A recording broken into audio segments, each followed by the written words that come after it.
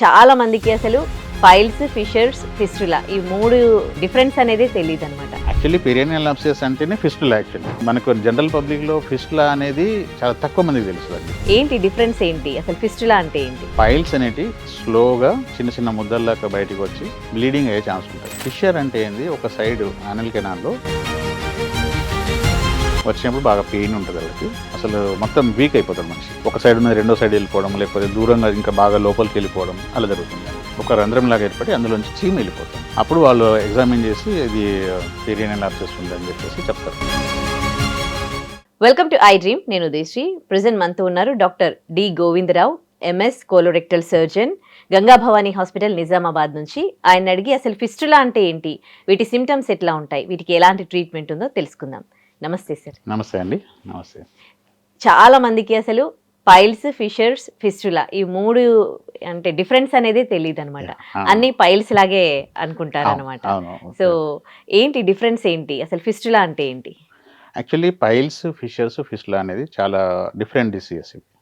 చాలా మందికి అంటే ఏ నొప్పి వచ్చినా యానల్ కెనాల్ చుట్టూ ఫస్ట్ అందరూ అనుకునేది పైల్స్. ఓకే, పైల్స్ అని అనుకుంటారు. ఆ పైల్స్లో అంటే ఇప్పుడు జనరల్గా సింపుల్గా చెప్పాలంటే పైల్స్ అనేటి స్లోగా నొప్పి లేకుండా మన చిన్న చిన్న ముద్దల్లాగా బయటికి వచ్చి బ్లీడింగ్ అయ్యే ఛాన్స్ ఉంటుంది. ఇది పైల్స్ అండి. ఫిషర్ అంటే ఏంది, ఒక సైడ్ యానల్ కెనాల్లో చిన్న కట్ లాగా ఏర్పడి దాంట్లోంచి అది నొప్పి, చాలా నొప్పి ఉంటుంది. ఆ నొప్పి ఫిషర్ బాగా పెయిన్ ఉంటుంది. తర్వాత ఫిస్టులా అనేది ఏంటంటే, ఫిస్టులా అనేది పెరియానల్ రీజియన్, యానల్ కెనాల్ చుట్టుపక్కల ఫస్ట్ చీమగడ్డలాగా ఏర్పడి ఆ చీమగడ్డ అంటే పెరియానియల్ యాబ్సెస్ లాగా వచ్చి, యాబ్సెస్ అనేది సడన్గా వస్తుంది. ఇది సడన్గా అంటే ఒకటే రోజు 2 to 3 డేస్లో యాబ్సెస్ అనేది బాగా పెయిన్ఫుల్గా వచ్చేసి యానల్ కెనాల్లో చుట్టుపక్కల ఎక్కడైనా కంతిలాగా అంటే గడ్డలాగా ఏర్పడుతుంది యాబ్సెస్. వచ్చినప్పుడు బాగా పెయిన్ ఉంటుంది వాళ్ళకి.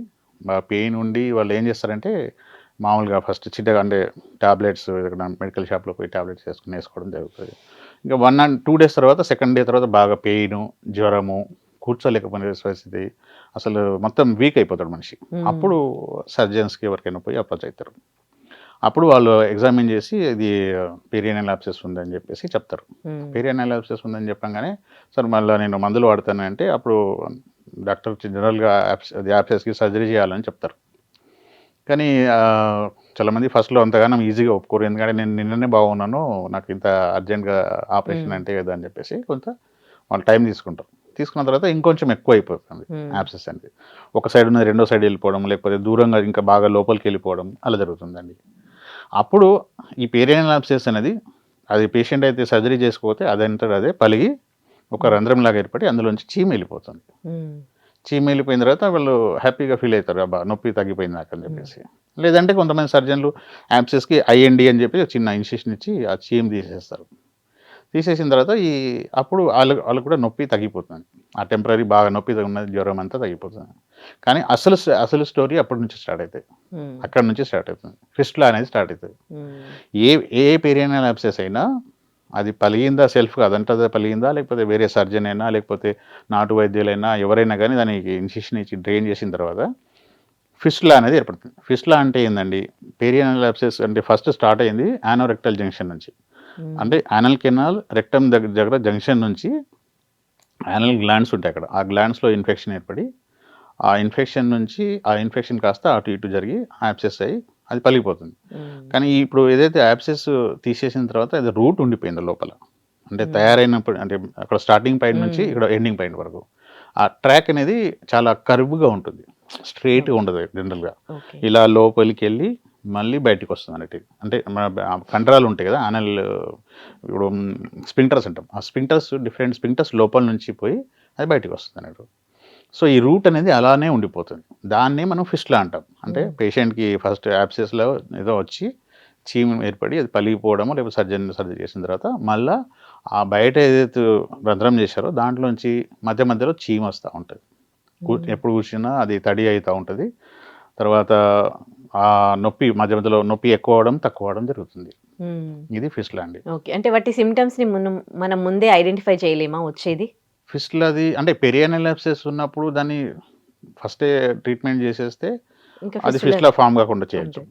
హ్మ్. అంటే ఫస్ట్ అంటే డైరెక్ట్ ఫిస్టులా కాదా? ఫస్ట్ పెరియానల్ యాబ్సెస్ అయ్యే ఫిస్టులా అవుతుందా? యాక్చువల్లీ పెరియానల్ అబ్సెస్ అంటేనే ఫిస్టులా యాక్చువల్లీ. ఆహా! పెరియానల్ అబ్సెస్ అనేది first starting point of the fistula అన్నట్టు. హ్మ్.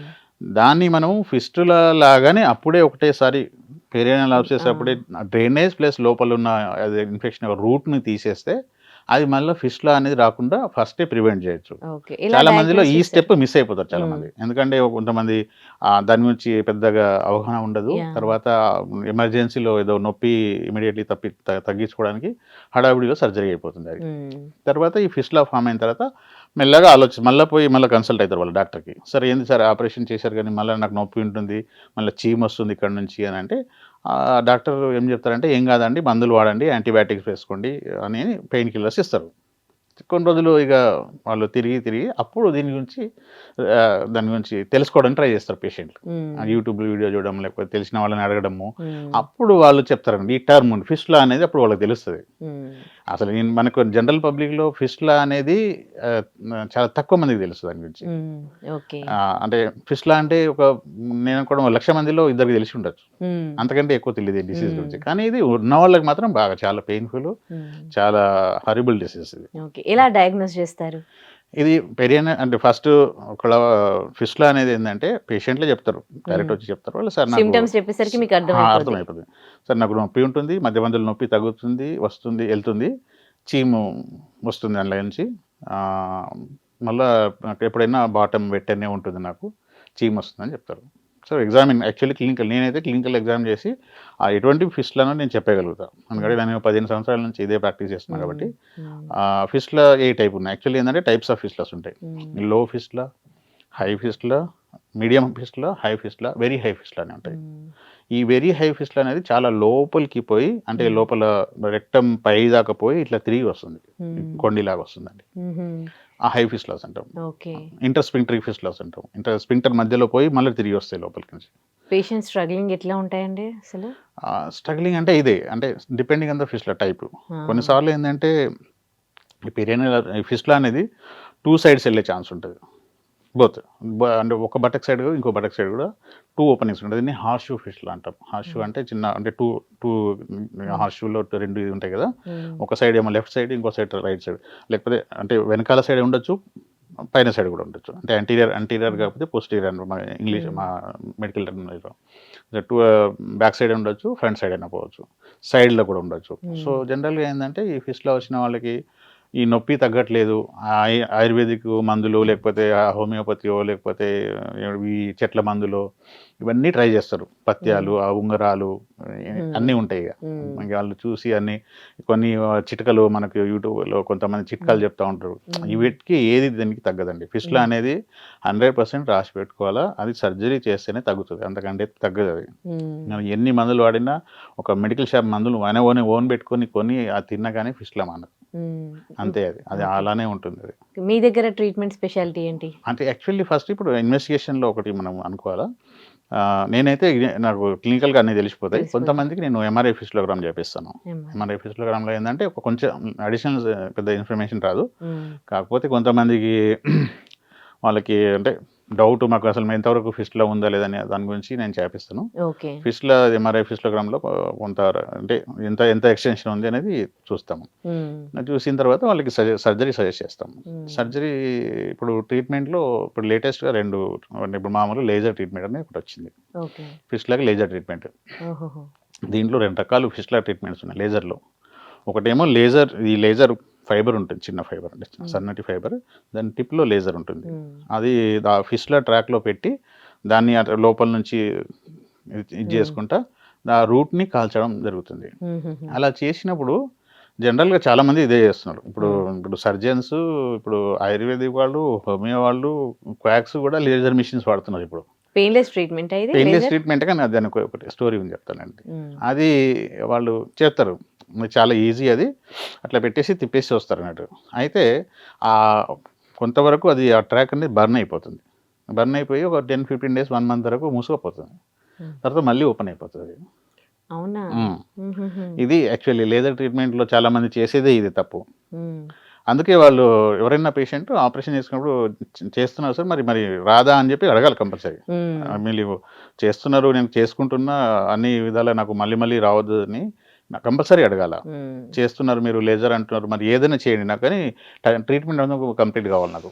మళ్ళీ మళ్ళీ నాకు చేసుకునే ఓపిక లేదు, నాకు ఆ బాధ భరించే ఇది ఎవరికి ఉండద్దు అది.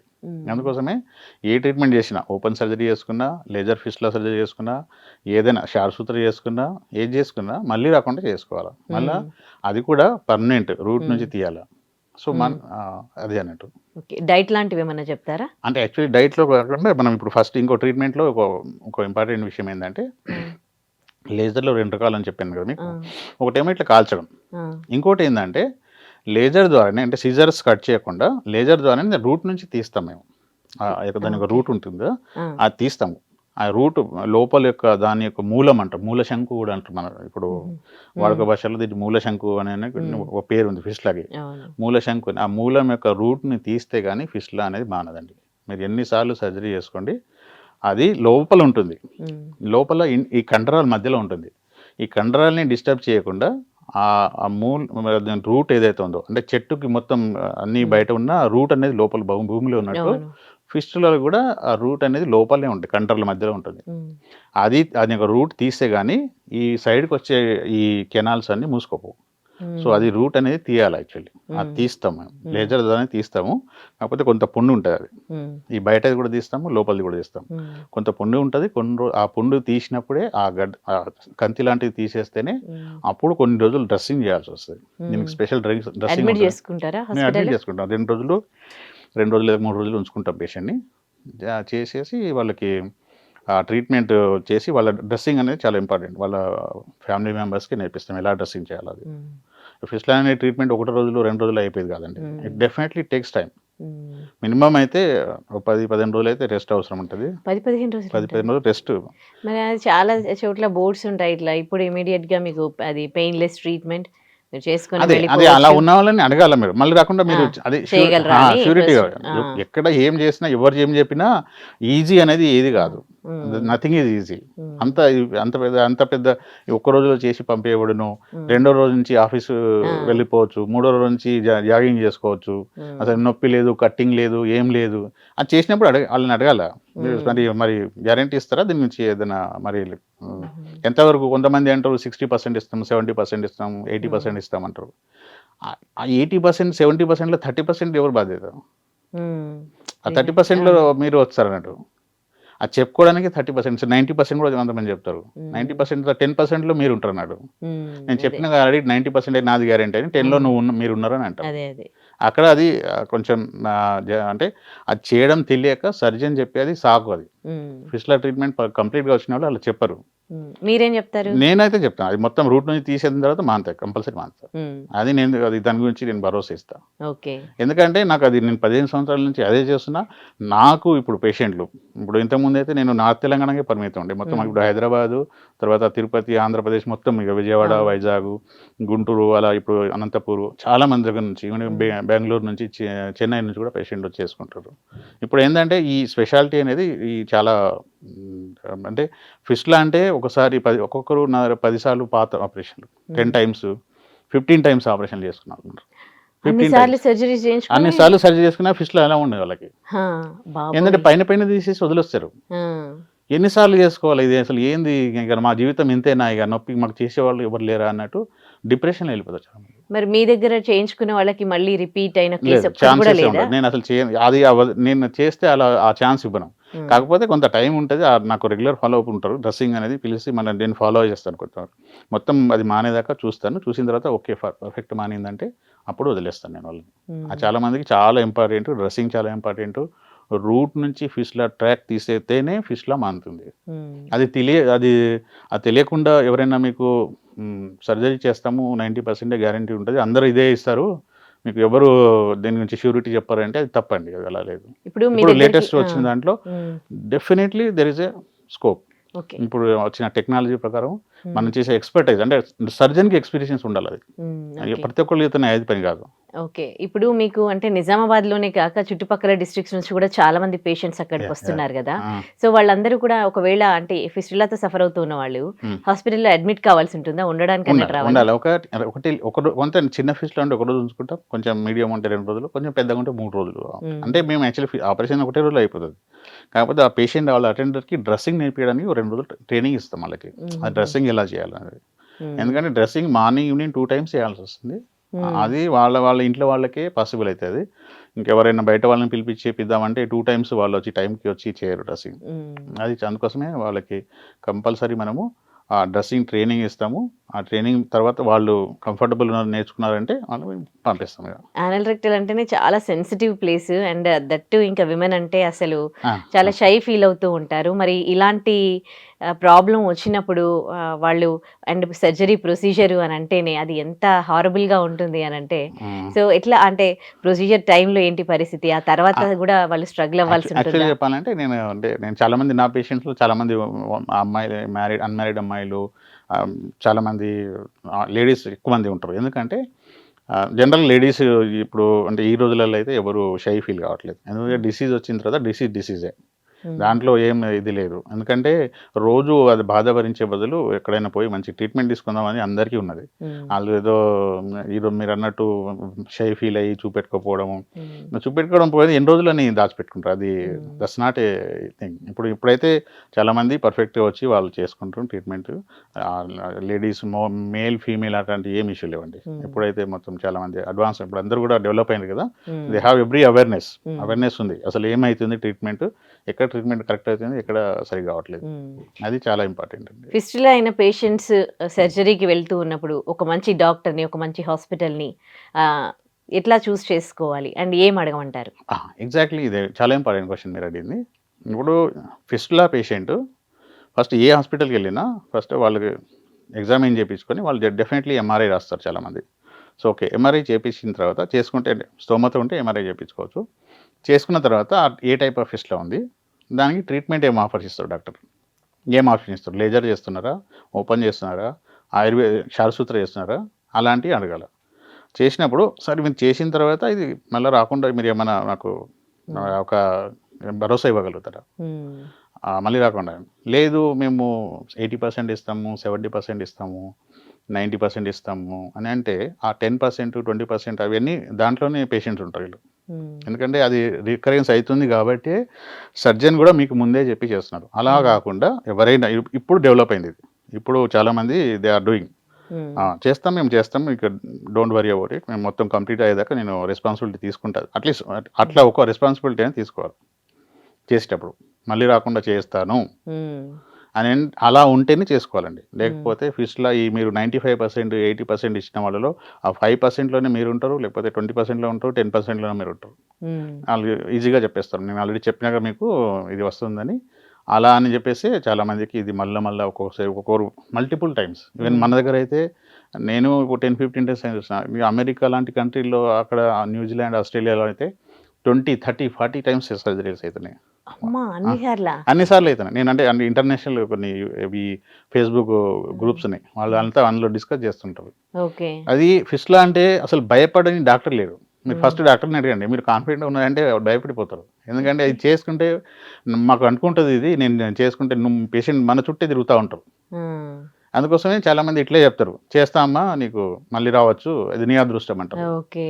దాని గురించి ఇప్పుడు లేటెస్ట్ వచ్చిన టెక్నాలజీ, ఎక్స్‌పర్టైజ్ అంటే ఆ చేసే టాలెంట్ లేని వాళ్ళు ఇదే చెప్తారన్నట్టు. హ్మ్. సో, కంపల్సరీ మీరు ఎక్కడ ట్రీట్మెంట్ తీసుకున్నా, మీ లోకల్ ఏరియాలో చూపించిన డాక్టర్ మంచోళ్ళే కావచ్చు.